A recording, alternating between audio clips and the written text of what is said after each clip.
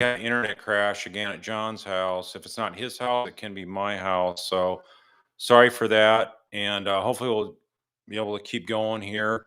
And I do plan on coming back tomorrow. So sorry if we missed some folks.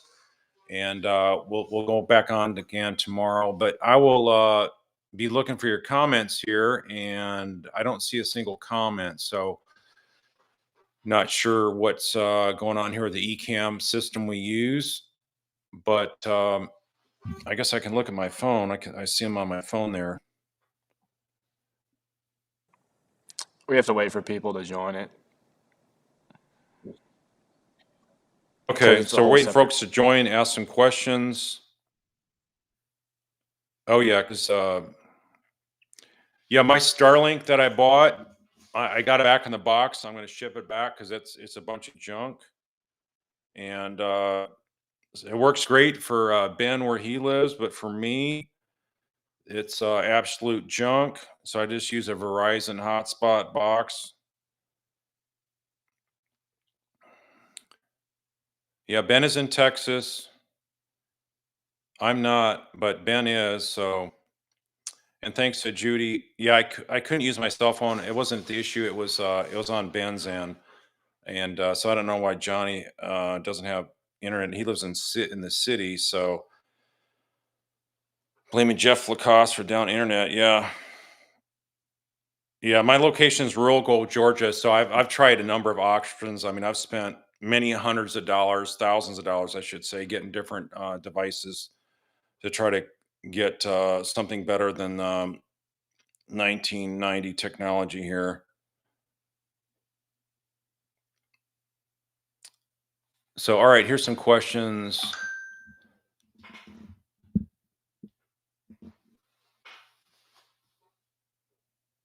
Okay, you crashed just as I was talking about framing Lacoste. So, yeah, so keep in mind, Georgia used the word framing, that Wendi had framed Jeff Lacasse, and so that I thought was a really bold statement. I mean, they really went after Wendi and Donna, and appropriately so. So it's really like they tried all of them together, all the Adelsons, on this trial. Except they didn't really touch on to Harvey much, but there's more of their evidence as well. So I wish they would have rolled them all up and just had them um, all there at council table and all handcuffed there at the chair and be right next to Charlie, all surrounding Charlie, because that's really what they deserve. Um, Carl, can you speak to any problems arising from the defense motion to alternate juror? You know, that thing, the juror didn't really say anything when you stop to think about it. He didn't say that they did anything wrong. And I mean, jurors talk all the time. They went to lunch. I know John said he saw like 6 jurors hanging out, eating lunch together. The judge was there as well. I mean, you can have interactions that are not talking about the case. The judge trusts them to do that. And and a lot of times they do exchange information as the case is getting close to an end. So I think that's how the judge took it, and that's a smart ruling by the judge because um, this guy that sent that email to Rajpam, obviously he was a jilted juror, um, and there's something that's really troubling about a juror that would be so upset that he would do something like that. So it's obviously he had some other agenda, and that's sad to see.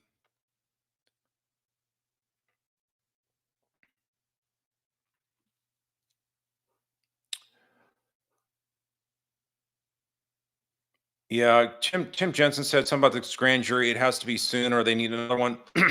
He said it on court TV last night that the grand jury had been there a while, and they may need a new one, and they need more experience or something before they can hear a case like this. I mean, I don't know what he was talking about because that I totally completely disagree. It doesn't take a rocket scientist to basically explain how the Adelsons were all behind this murder. And grand jury, you don't need much evidence at all. You could get a grand jury indictment just with one witness. The you know you could have the uh, the one FBI agent there to testify as to what happened and wiretaps and just give a narrative description of all that happened, and that's all you need to get an indictment. It's really easy to do.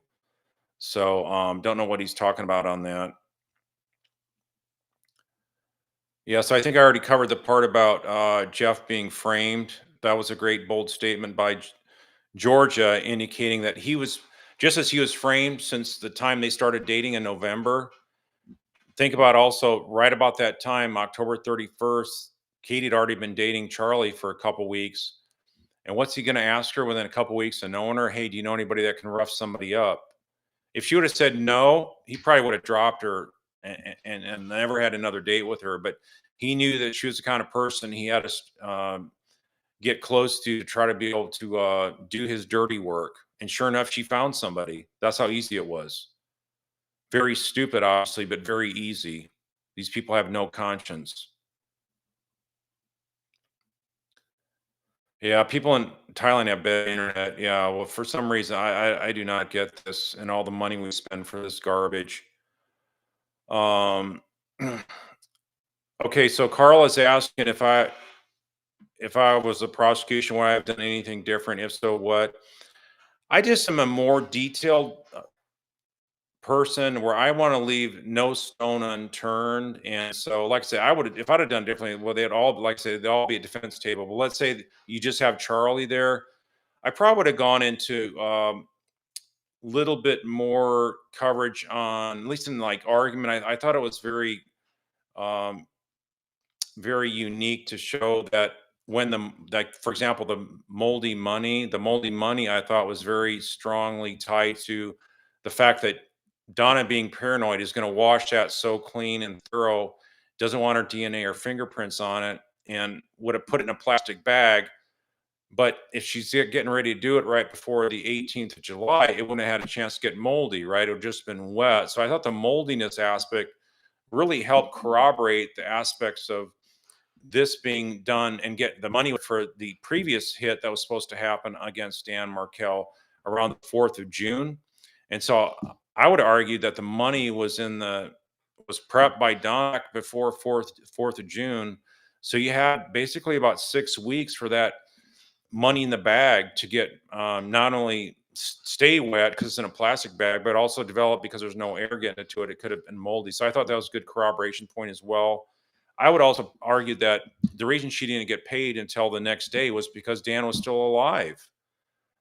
Charlie's not going to pay him 100,000 or 137,000, whatever it really was, that that night because Dan was still alive. He had to wait for confirmation the next day. Because if Dan could have maybe turned the corner and survived, let's say, even though they were saying he wasn't supposed to make it, well, doctors are wrong a lot of times. So I think that's what they were waiting on, and I would have argued that as well. And but I thought it was really great the way they covered the point about Donna when she's texting at the house now, and I mean just the spin that Charlie tried to do by saying that no, that meant she was driving by the house on the interstate. That's a football field away. She wasn't at the house, and of course his message back when he saw the message, I think about 20, 30 minutes later, he said be there in 11 minutes. So it was so obvious what they were talking about. They had to meet up. Why is Donna going there that time of night? Well, what's the coincidence? And plus, also think about it. As some follower of this has sent me information on it, Charlie's house was nowhere near the route they would have taken to go from their house where they were living in Coral Springs. They would have had to gone south out of the way to go see Charlie. So why would they do that if they're heading up to go to the what do you call it, the memorial service at the synagogue the next day? And also if they came, even if they would have came from their rental house that they had on South Beach, or maybe it was a condo or something, but in any event, why would they go out of their way to go see Charlie and be there that late to see Charlie? It makes no sense. And I think that also shows that they were so involved in orchestrating this together. I think also there was like other details I saw on Judy's channel that Ryan Fitzpatrick guy had talked about stuff. I only saw about 10 minutes of that segment on her show the other night, but I thought what I saw was like pretty interesting because he talked about how he was warning Charlie, you better stay out of the country. You're going to get arrested someday. And so why don't you stay at this overseas country that they were visiting and whatnot? And so Charlie was running scared. That's the other thing he was talking about. Once the hitmen were arrested, Charlie was pretty much paranoid, panicked. he was not the same Charlie, and I thought that would have been good testimony to bring out. So I don't know why the prosecution didn't bring that out. But like I say, it's extra stuff, the extra detail that I would go over just to cover my basis and making sure that kind of testimony is uh is brought out, and it's also consistent with the other stuff that other people said. But in any event, I thought, like I say, overall, it was such a slam dunk case, and everyone knew it after the arguments that this thing was mopped up, and the defense theory was just a complete disaster, complete fabrication. I've never seen a case so fabricated and nonsensical and just out there so far beyond common sense and human behavior and all that. It was really almost laughable. And but being there, I did not laugh because I didn't see any of your comments.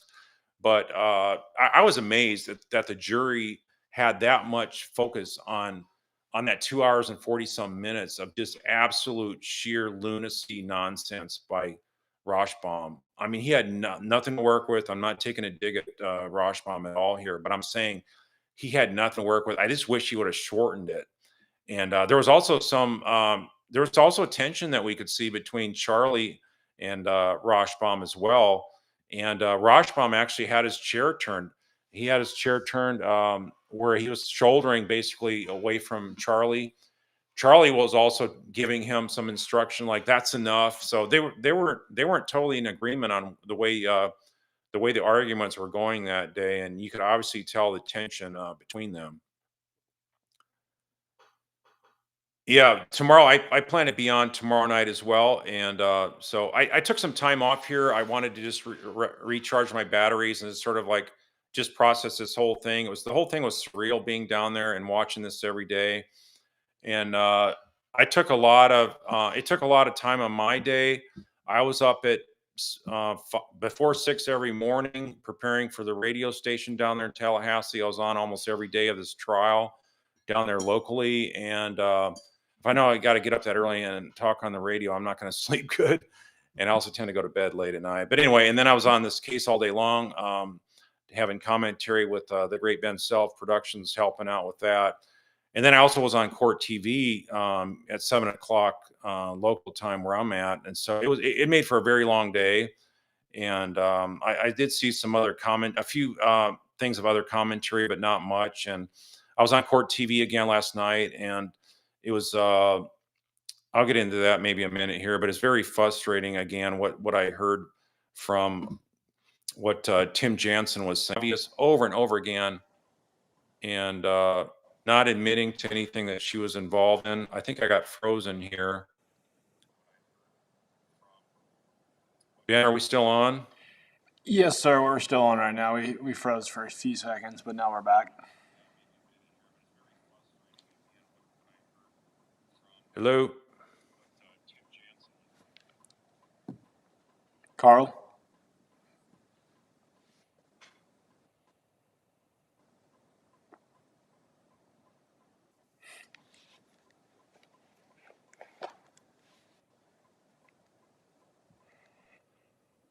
Ben? Yeah, can you Hello? hear me? It looks like I froze up, so I assume my sound is not We're still working. A live lot right of good now. questions here.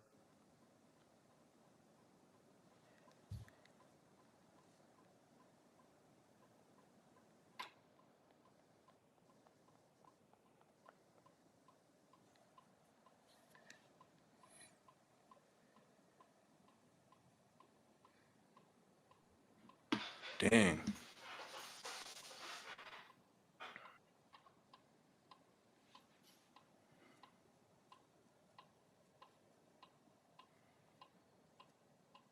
Oh, they hear us, but the image is frozen. Okay, but it's good now.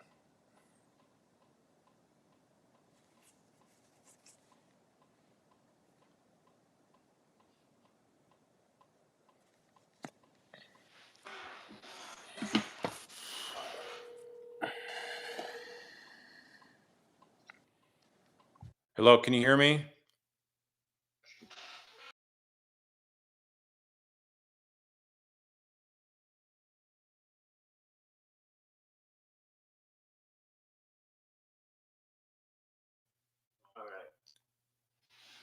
All right, sorry about that. I see my face is frozen, so I stopped talking. All right, thanks for clarifying, folks. I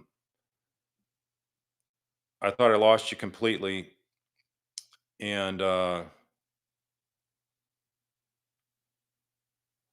right, so Wendy will be arrogant as her brother if and when she's charged and decides to testify. Yeah, I mean, she's just terrible as a witness. Absolutely, just just atrocious, despicable liar. I mean, she'll lie about the littlest thing and she'll lie about the biggest thing, and you can't believe a word she says. And she said enough things that are huge lies on two, not just one, two, but three murder cases now. And if that doesn't get the book thrown at you there in Tallahassee, I mean, why does anybody need to tell the truth down there in a court of law anymore? Just make up anything you want. Nothing's going to happen on a murder case, even. So they need to go after a full bore. They need to do a complete roundhouse and just wind up and just knock down all these lies of hers with charges. Um, yeah, the prosecution should find liquor store closer. Yeah, that's what I say. If you took the route, if you took a bus and drove the jurors from her house on Aqua Ridge to the place she was going for lunch, and then drove by and circled around the shopping areas where all those liquor stores are, it's so obvious that she was a part of this. Yeah, I wish it was free. Period. I've been paying way too much money up front for this stupid internet stuff. But like I say, it's John's. It's at John's house there in Texas tonight. So yeah, I think jurors are not very fond of Wendy. So what the prosecutors will do is they're going to go back. They know how to reach all these jurors, and they're going to go interview them and say, "Hey, what do you think we could have done better on Charlie's case? What did you? Hey, what did you think about anybody else being guilty as a part of the family?" And of course, they're going to say, "Oh, absolutely. You presented all that stuff on Wendy and Donna." And like I say, it takes us one little act to make you guilty, technically, of being involved in a charge as serious as murder one. And in any event, I think that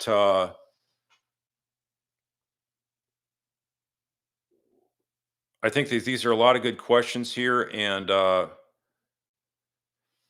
Carrie B says he legit went with the Charlie's always right because Charlie's never wrong defense. He thought he could just talk his way out of this. Yeah, I mean, it's totally that's what he's done his whole life. He's been able to get out of everything by having some his fix it men intimidate people, sue people. That's how he rolls. People will be forced to capitulate and surrender to the maestro.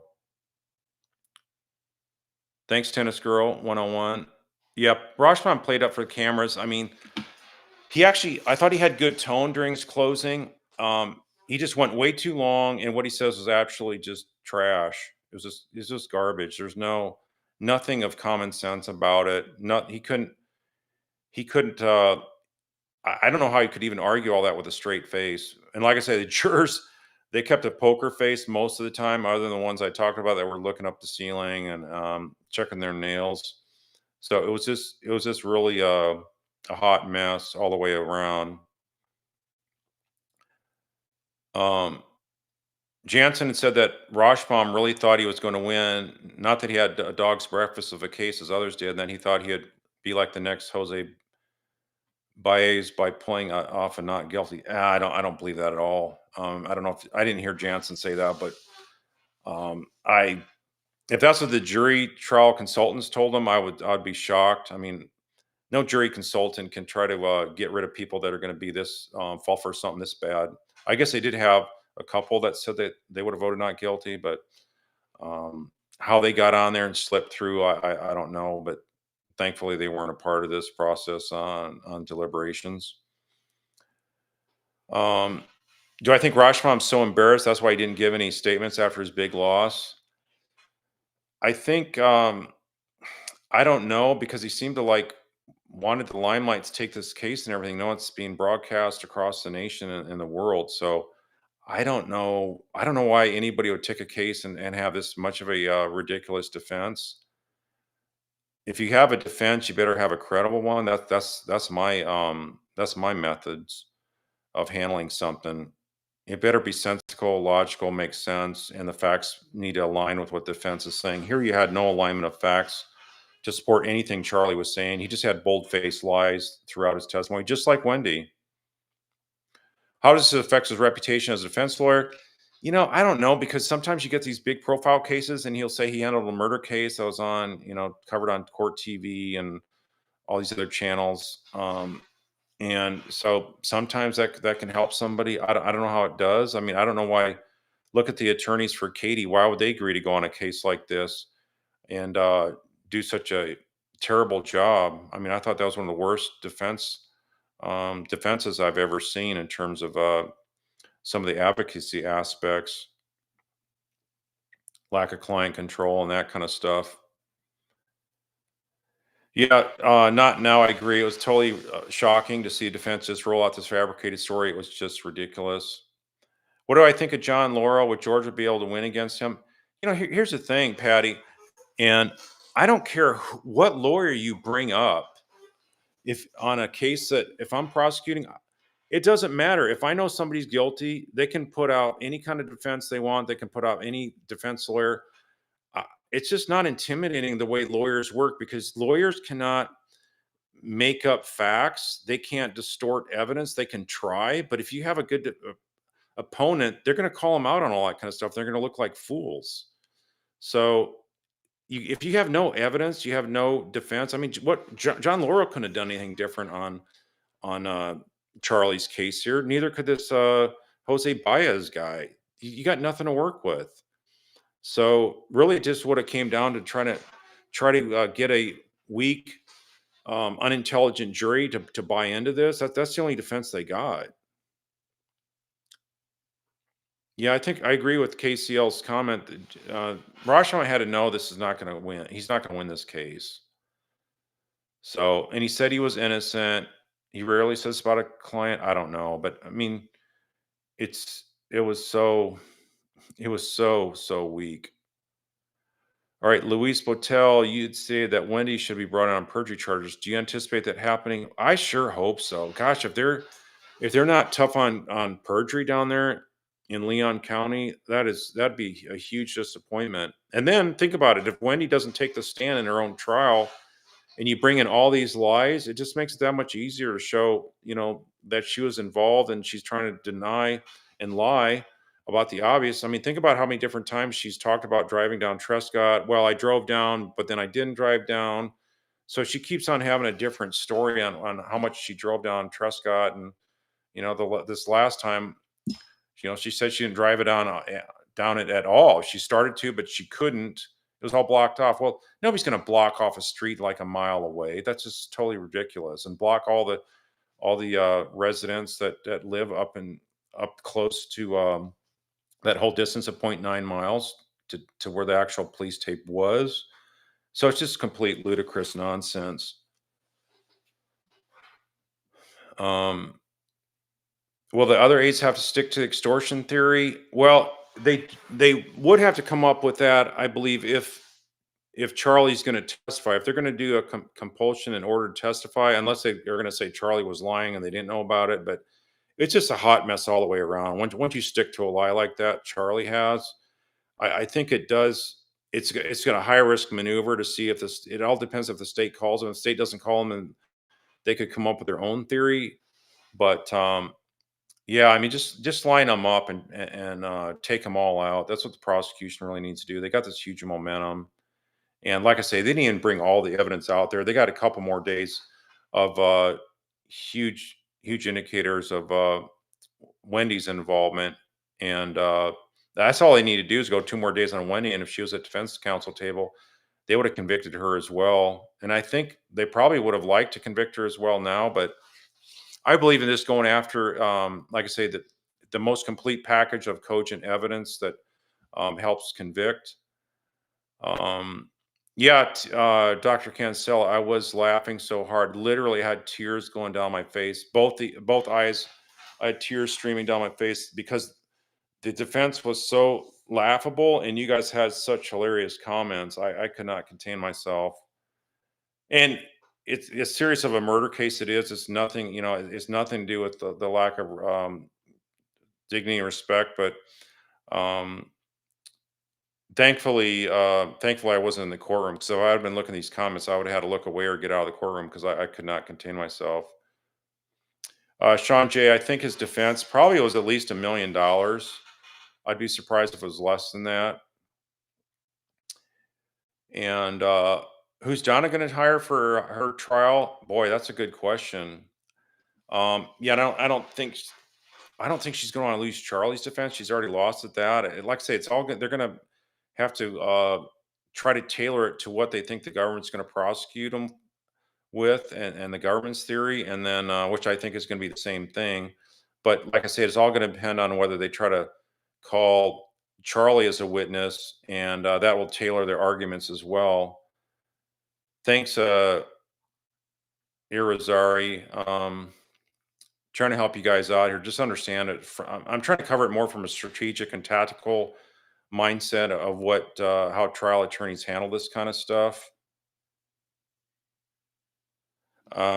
As far as, hey, Sonny Tanner, nice to meet you down there. You and your daughter, Erica, and also met one other, Elizabeth Winchester. She just joined the channel recently, so it's nice you guys supporting the Markels.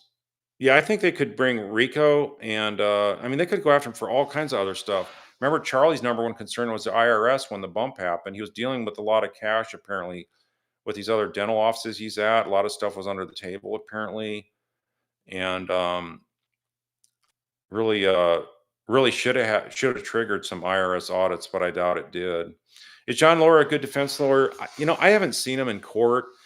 And he's mostly, I think, a white collar kind of guy like this, white collar criminal defense.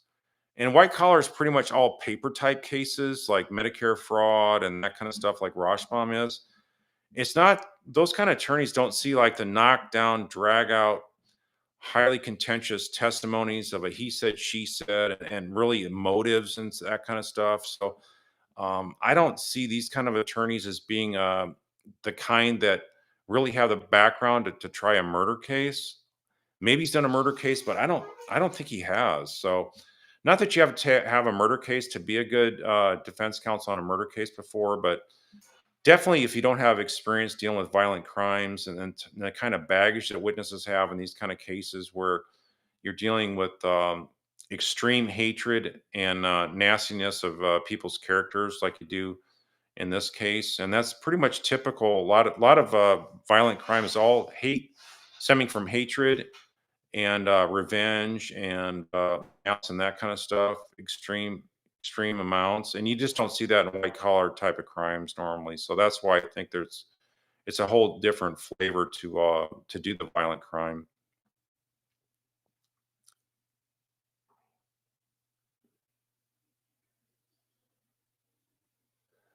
So, somebody said Charlie's innocent. The state rests too soon. He's guilty. Your comments are strange. I don't know who you're talking about. I hope you're not talking about me. I never said Charlie was innocent. I said this is a slam dunk win for the state. How do I think John Laura will defend her? I really don't think he's going to defend her. I was shocked that he actually showed up there and spent a couple days down there hanging out with Wendi. And I mean, he's got to defend Trump against what, four different courts of charges, four different states. For him to show up, I thought that's pretty surprising. And then remember he left, and then Wendy got subpoenaed back, and she was 100 miles away and had to drive back. Well, Laura would have been 100 miles away as well. So I don't get it, but I can pretty much guarantee he's not going to be there for Wendy's trial, even if Trump's trial's wrapped up. He's not going to have time to do hers. I just don't see that happening. And his charge would be way more than Roshbaum's. I think he charged like $2,000 an hour or something like that. So they'd have to roll in a lot of that cash, and he probably wouldn't take it if it's wet and moldy like that. So they're gonna have to do better than that. Carl, do you think that email is real about the bourbon, Lily? That email about the bourbon, yeah. I mean, I don't I don't have anything else to go on, and if it was all If she was not told to buy that kind of bourbon, then I would say that's probably a sign that she's again lying. But yeah, it's really an odd coincidence. But sometimes you get odd coincidences like that in a real trial. So yeah, Elizabeth, yeah, she agrees that the moldy money was from the washing it before the June hit. Logistically, Dr. Cantel, however many you can get in the courtroom, but that courtroom is really big. So you could have four defendants there with their counsel. You just got to bring in another table, is all for the defense. Yeah, I think Georgia has Wendi in her sights, a recent trial. I hope she does all of them at one time, but they may just want to go one at a time like that. I hope they don't. It's just, like I said, it'd have been so easy to try all the rest of them in this one trial. Um, yeah, I think it's better to try them together. You just get a lot of bleed over effect whenever you try, especially family members that are co-conspirators. So to charge Wendi as a principal, does the state have to allege specific acts that count as aiding, abetting, et cetera, like providing Dan's whereabouts? Um, I think that the jury instructions will cover all of that as well. So they would probably allege something by like that aiding and abetting, but or if they wanted to, but they don't have to. They could just charge her as a principal, and then the jury instructions would cover it. So I don't think they have to get that specific. It all depends on what their normal charge procedures are. But normally, if you use a word like as a you're charging them as a principal, the jury instructions would cover all those different nuances. So Wendy picked Jeff out from the start, knowing he resembled Dan and would be useful later on. What tangible evidence is there, Carl, against Wendy? Well, go Georgia. I mean, if you want to go back to Surviving the Survivor, that's the latest list I have done. I went up to like 92 with them, and I'm actually working on revising that. I got some other help, including technical subject matter experts that can really make that thing look really professional. And so hopefully that'll be rolled out in the next couple months. So could they charge Wendy with framing Jeff? Well, I don't think that framing him is the issue of criminal activity. It just goes to show the intent, that her knowledge that a murder was about to happen, and they needed Jeff to be set up as a fall guy and create reasonable doubt so that the Adelsons would be able to point the finger at him in the event that they went to trial. So it'd have been a who done it, and it was a local guy and all that kind of stuff.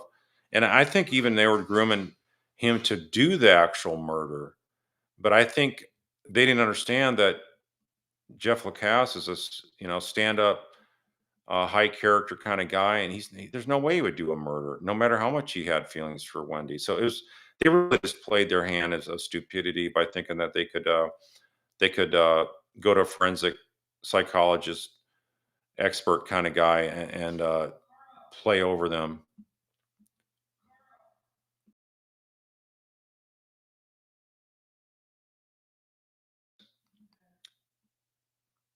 Is it possible? Hold on a second. Tennis girl? Is it possible to already have an indictment from a previous jury and just waiting? Yeah, they could have all these indictments that are sealed and just roll them out when they're ready. So that is a good possibility. Don't know, but we may not know, and even after they get arrested, or which at what point in time were they indicted? Yeah, Jeff being framed implicates one definitely, and that's why I'm saying Georgia, as much as she hammered home how um, murder, why wouldn't they charge him? You'd obviously get a conviction. Can Rashomon also represent Don and or Harvey once they're arrested, or is that out of the question because he represented Charlie Adelson even though he was their attorney?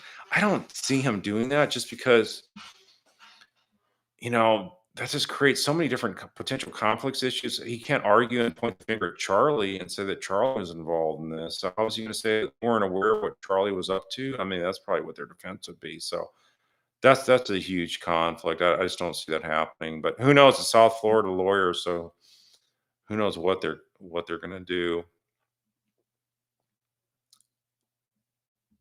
Let me see if we got any more comments or this thing's froze up. Yeah, it looks like some comments are still coming in. So, okay. Let's see.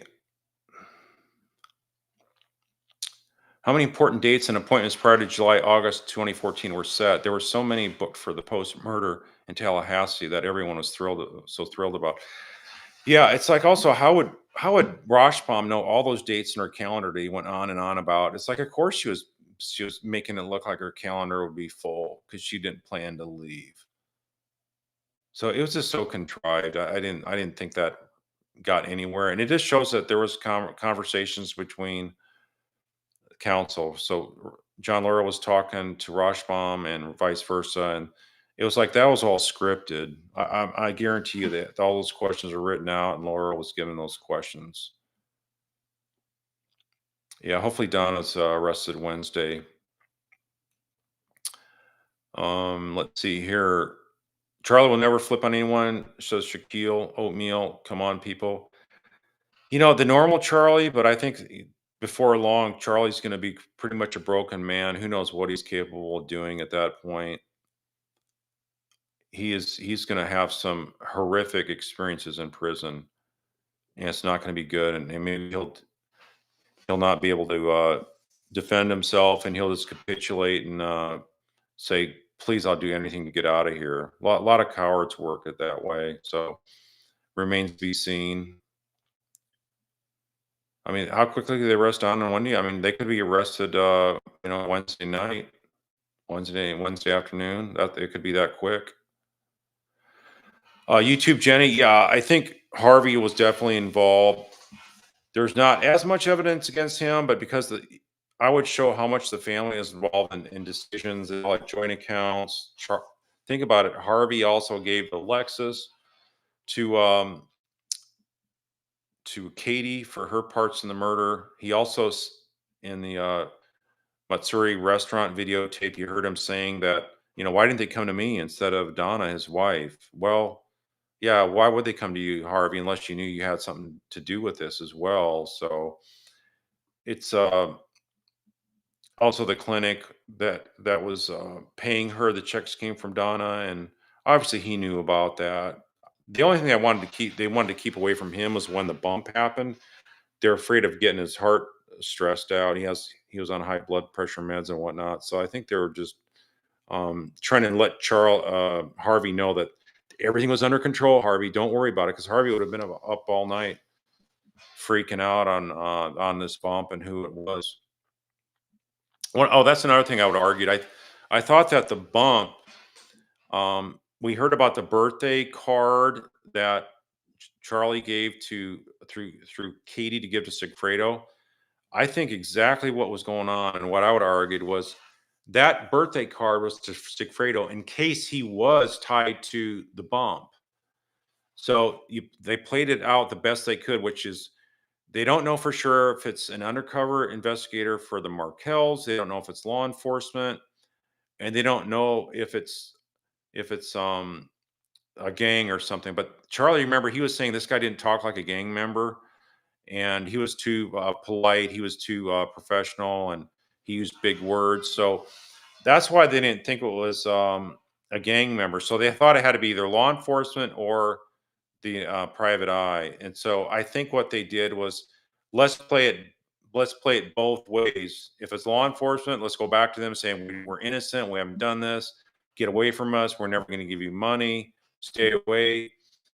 But the same through back channels, they gave it to Sigfredo. So that way they could look like they're innocent to the police, but at the same time they're not giving the police money to be hushed.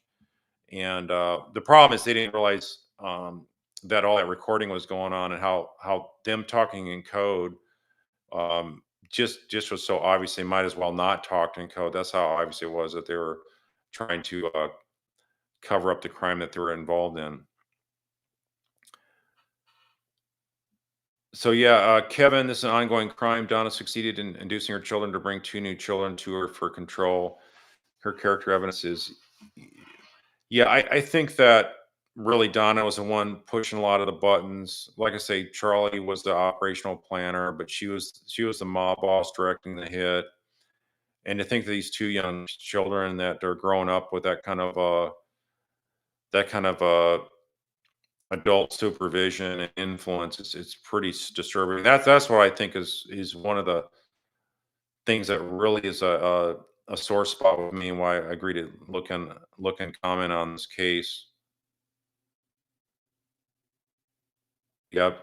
So private eye posse, Georgia has used her evidence for each trial. Yeah, I mean, we did hear some new evidence on this one. She has more cards. Yeah, I'm sure there's more cards. I mean, I know there is against Wendy, for example. All you got to do is look at what I've put out there on YouTube on our channel, which is going to be updated, and it's very compelling. Yeah. So Donna and Wendy, they're all about the in your face crushing blows to Danny. It wasn't about, hey, let's talk this over. Let's try to find common ground. It's all like revenge, retaliation, and just sheer unmitigated hatred. That's how they wanted to strike it at the heart of Danny. And all they had to do was they could have tricked him and say, hey, move down to Miami here, or else we're divorced. She could have said, I'm divorcing you. And he would have done it in a heart. Then she could have divorced him 6 months later and would have gotten away with that. So yeah, it's just very sad. Very sad indeed. These kids have been around this kind of environment. I was surprised Jeff Loss was framed twice. How evil. Well, he set up for the ball guy, and then they try to point the finger at him like he's a crazy guy, try to protect her, try to win her back. I mean, yeah, right. It's so just far-fetched nonsense. Yes, if Donna, Harvey, and Wendy all get arrested at the same time, where do the boys go? Ellen asked that. So, hey, Fancy. And so I think that the state would take over them, and because the grandparents in Canada, I don't know if that would be an issue or not, but I know that Phil has a place out on the coast, the West Coast, a gorgeous house, by the way. I was able to see pictures of it. John had already seen it, so he asked Phil if he'd show me. And I mean, you're talking about like a Hollywood star type resort house, and just think the boys know nothing about having fun with their grandpa, and just so sad. I mean, what a wonderful place! Got a ginormous swimming pool. It's an ultra like modern house, and it was just so cool to see. I was just thinking, man, what a loss those boys have. And Phil was just such a sort of like a real savvy business kind of guy that was just very humble, and he was very how should I say? He just came across as like a guy that had lager, but he didn't try to push it at all. I mean, you could just tell he's just a super sharp guy, but very humble guy, just very gracious. It was just really impressive person, as well as the mom.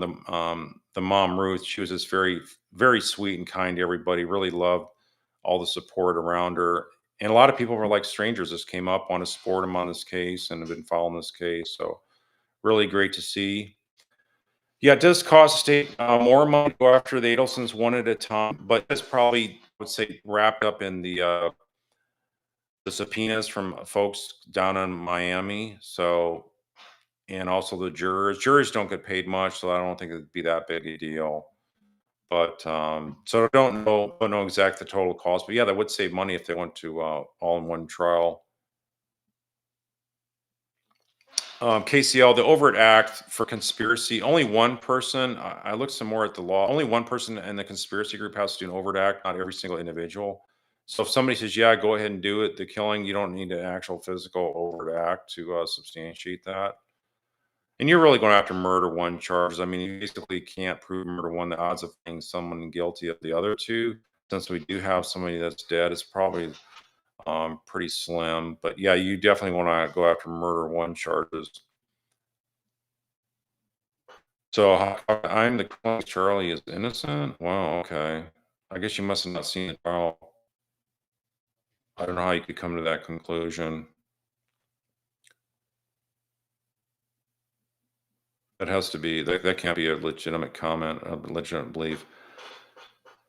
Roxanne says, before you got DC, you were talking about a grand jury. Please continue. Is there one going on for the rest of them now? There's a grand jury that's supposed to meet on Wednesdays. The sort of like scuttlebutt around town there. Whether that's actually true or not, I do not know. But then they may already have indictments under seal, so it remains to be seen. I mean, they could grand jury could be meeting on another case. Maybe they want to take a couple weeks off before they have other Adelsons arrested. But yeah, that would be nice if they really speed this thing up.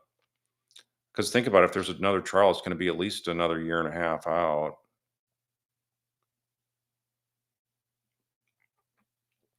Yeah, I hope they indict them together and try them as co-defendants, co-conspirator, co-defendants.